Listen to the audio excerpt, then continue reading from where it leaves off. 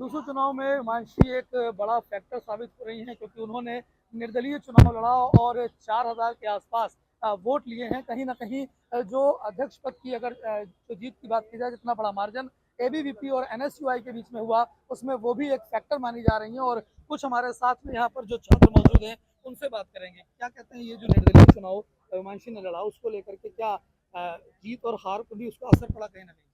बिल्कुल, इस बात का असर बहुत अ, अधिक पड़ा है। सबसे पहली बात, उन्होंने निर्दलीय चुनाव लड़के एक आगे जाके जो भी छात्र नेता किसी भी दल से ना जुड़कर इंडिपेंडेंटली चुनाव कंटेस्ट करना चाहेंगे, उनको एक उम्मीद की किरण दिखाई दी है कि इंडिपेंडेंटली भी छात्र सक्षम है। अगर उनका ग्राउंड मजबूत हो, अगर उनका स्टूडेंट कनेक्ट मजबूत हो, तो वो चुनाव लड़ भी सकते हैं और अगर मेहनत थोड़ी और ज़्यादा हो, तो जीत भी सकते हैं। देखिए, निर्दलीय चुनाव लड़ करके 4,000 के करीब वोट लेना, क्या मानते हैं कि अगर किसी उससे चुनाव लड़ा जाता, किसी संगठन से चुनाव लड़ता, तो ये वोट और भी बहुत ज़्यादा हो सकते बिल्कुल हो सकते थे, परंतु कहीं न कहीं जो भी उनके साथ गलत एक संगठन ने किया, उनको टिकट ना देकर, उनके 6 साल के संघर्ष के बावजूद भी उन्हें टिकट ना देकर जो संगठन ने उनके साथ गलत किया, उस चीज़ को एक करारा जवाब देने के लिए भी जब बहन निर्दलीय उतरी, सबसे पहली बार डूसू के इतिहास में आज तक कोई भी फीमेल इंडिपेंडेंटली प्रेसिडेंट की पोस्ट पर कंटेस्ट नहीं कर पाई है। पहली बात, एक नॉर्मल मिडिल क्लास फैमिली से आने के बावजूद भी मेरी बड़ी बहन ने इतना साहस दिखाया, कंटेस्ट किया और इतने वोट खींचे भी। तो ये अपने आप पे एक बहुत ही सराहनीय बात है। और अगर बहन इतना कर पाई है, तो आगे जाके जो भी बहनें लड़ना चाहती हैं, जो भी बहनें अपने रिस्पेक्टिव पार्टीज में संघर्ष कर रही हैं आगे लड़ने के लिए, जीतने के लिए, तो उनके लिए एक बहुत करारा जवाब होगा कि अपने काम करने वाले कार्यकर्ताओं को वो थोड़ा सीरियस लेना शुरू करें और मनी और मसल पावर को थोड़ा सा परे रखकर आगे जाके काम करने वाले कार्यकर्ताओं को आगे लाएं। हैं। संगठन को भी क्या इससे सीख लेनी चाहिए, जिस तरीके से बिल्कुल लेनी चाहिए। बिकॉज इतनी मेहनत करने के बाद भी अगर उन्हें टिकट नहीं दिया तो फिर फ़ायदा क्या है। संगठन एंड में बिक ही गया है, वो तो सबको पता ही है। तो बिल्कुल सीख लेनी चाहिए कि वो एक अच्छे कैंडिडेट को चुने, ना कि पैसे वाले को। इस जो नतीजा है, इसको लेकर के आप लोगों की संगठन से कहीं ना कहीं नाराजगी बहुत ज़्यादा नाराज़गी है, वो तो बनती भी है कि हमने इतनी मेहनत करी है, इतने टाइम से हम लगे पड़े थे और उसके बाद भी टिकट नहीं मिले, तो ऐसे नाराज़गी तो संगठन ने है भी ही। इसका खामियाजा भुगत लिया है।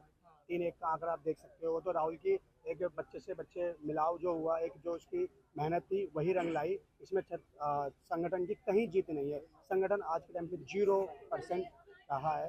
हिमांशु को जो टिकट नहीं दी गई और उन्होंने निर्दलीय चुनाव लड़ने का जो फैसला लिया, उससे कहीं ना कहीं छात्र जो एनएसयूआई से जुड़े हुए थे, उनमें संगठन को लेकर के नाराजगी भी दिखाई दे रही है। आप क्या कहेंगे, ये फैसला और इस फैसले का नतीजों में कितना असर पड़ गया? इस फैसले का आप पूर्ण रूप से देख सकते हैं कि नतीजों में पूरा असर है। और नाराजगी क्यों नहीं होनी चाहिए? नाराजगी होगी अगर कोई व्यक्ति मेहनत कर रहा है, उससे उसकी मेहनत का फल नहीं मिलता है, तो उसके बाद आप क्या चाह रहे हैं? वो नाराज भी ना हो, वो अपना विरोध भी ना दर्ज जाए। लोकतांत्रिक व्यवस्था का यही तो अर्थ होता है कि आपको अगर कोई दिक्कत है, आपका परेशानी है, आप उसको अपना जायज करें, अपने शब्दों में बयां करें। अगर उमांशी के साथ गलत हुआ है, तो उस बात को हम बोले भी नहीं। अगर संगठन से कोई गलती हुई है, संगठन को पता कैसे चलेगा जब तक हम नहीं बताएंगे? संगठन से गलती हुई है और उसका खामियाजा हमें 3-1 के रूप में देखने को मिल रहा है। अगर उमांशी चुनाव लड़ती, तो क्या 2 महिला कैंडिडेट चुनाव नहीं लड़ सकते? ये कौन सा नियम है? आपको अगर महिला पर प्रेसिडेंट देना था, तो आप एक और पद दे देते। ये कोई नियम तो नहीं है ना कि एक ही महिला लड़ेगी। आप 2 को लड़ाते और भी महिला आपसे ज्यादा पहली इन्फ्लुएंस बार होती, ऐसा प्रभावित हुआ होती। कि प्रेसिडेंट पद के लिए किसी फीमेल कैंडिडेट ने निर्दलीय चुनाव लड़ा, और वो भी संगठन से नाराज होकर के। क्या लगता है, इससे आगे संगठन सबक भी लेगा और इसका नतीजों में भी असर पड़ा? जी बिल्कुल।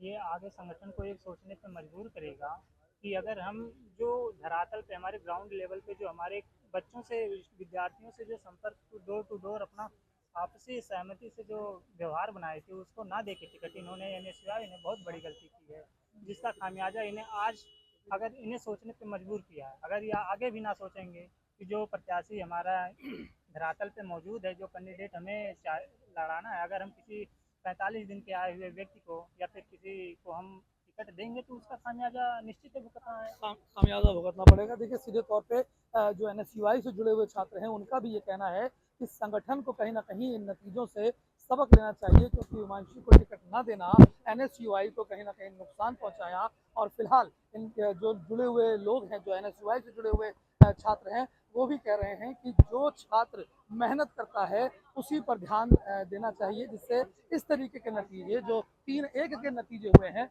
वो अब दोबारा से सामने ना आए। हर्षित मिश्रा।